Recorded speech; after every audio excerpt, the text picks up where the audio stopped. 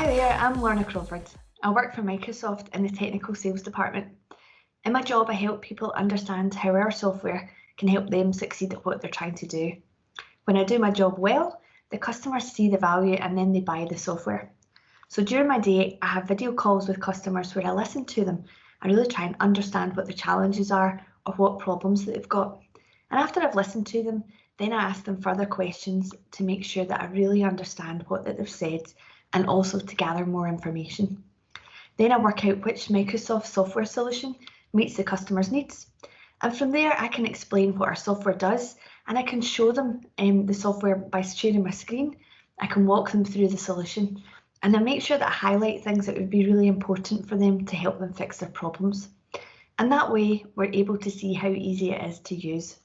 So for today's example, if a school came to me to say that they needed a way for teachers and children to talk to each other, to share video and to look at workbooks, both in the school but for those that were at home and maybe for other organisations, well, first of all, I would find out more. I would ask, how many pupils do you have? How many teachers? And are there any staff that would need to use this solution? And what kinds of devices would you use?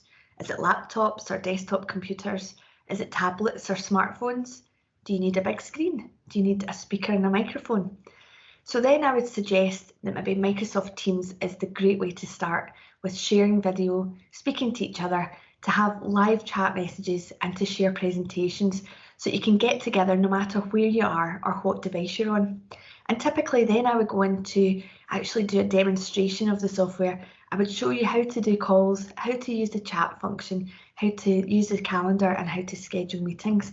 And finally, I would hope that the school would really love the solution and want to buy Microsoft Teams. Other technology that Microsoft has that you'll probably be familiar with is PowerPoint, Word and Excel.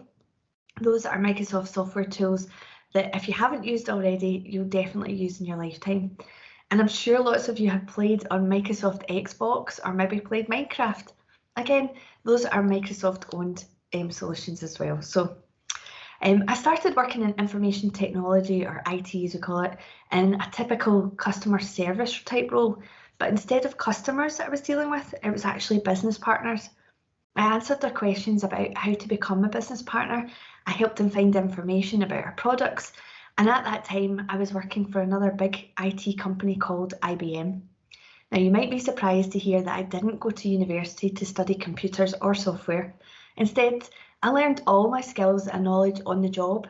And here at Microsoft, they really value lifelong learning and they call it something called growth mindset. And that means that Microsoft provides me with lots of courses that I can take, and then I can choose to take a test or maybe a certification. It's a bit like university, but we mainly focus on our own Microsoft products and solutions. I really love my job. I get to speak to really interesting customers every single day.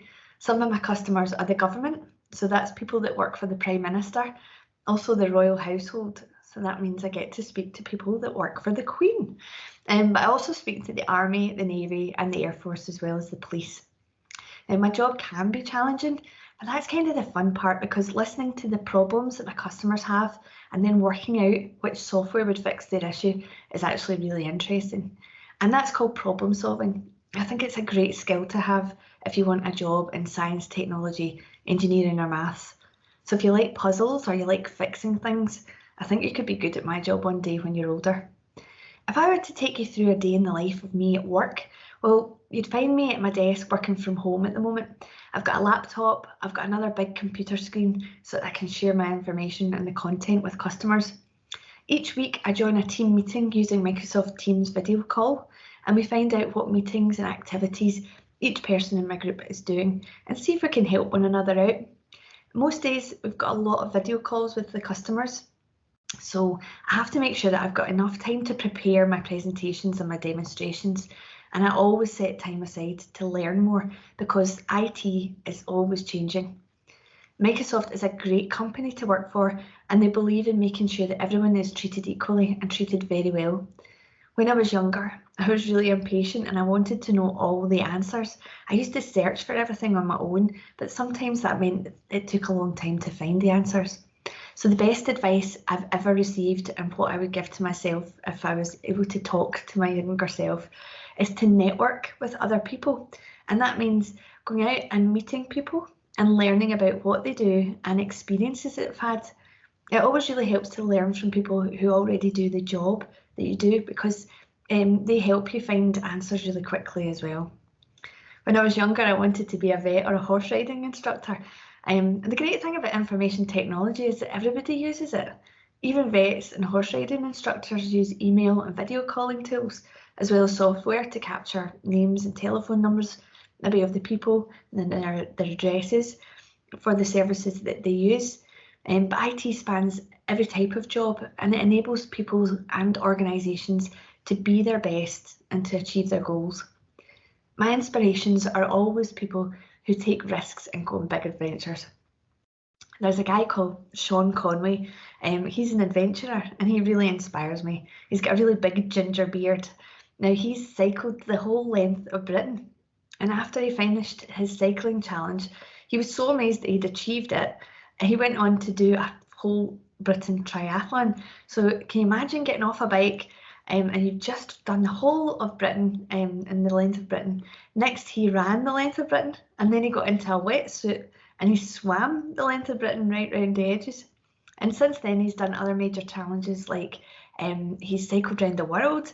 He's also won the Guinness Book of World Records for crossing Europe cycling in the fastest time.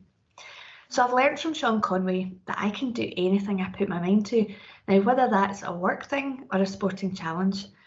On the sporting side of things, I've run 2 marathons, I've cycled from London to Paris in 24 hours, and I'm planning to do some more things. And in terms of work, just putting my mind to it and applying myself, I've been able to achieve my dream job at Microsoft. I've also learned that if you're to be true to yourself and you work hard and you try your very best, then people will notice and they'll give you opportunities to succeed. It's not always easy, and sometimes actually it's really, really hard. But if you only learn when you're out, you only learn when you're out of your comfort zone.